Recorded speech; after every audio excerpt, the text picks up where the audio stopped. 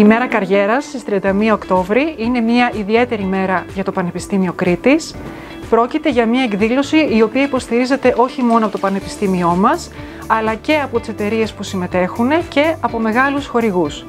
Φέτος συμμετέχουν εταιρείες με αντικείμενα που καλύπτουν όλες τις θεματικές των σχολών του Πανεπιστημίου μας, από τις ανθρωπιστικές επιστήμες μέχρι τις επιστήμες υγείας και τις θετικές επιστήμες. Επομένως, είναι μια μοναδική ευκαιρία για τους φοιτητές και τις φοιτήτριές μας να έρθουν σε άμεση επαφή με πιθανούς μελλοντικούς εργοδότες, να συμμετέχουν σε παράλληλες ενημερωτικές δράσεις, να δώσουν προσωπικές συνεντεύξεις και έτσι να δημιουργήσουν τα πρώτα κανάλια δικτύωσής τους με τον επαγγελματικό κόσμο. Σας περιμένουμε όλους!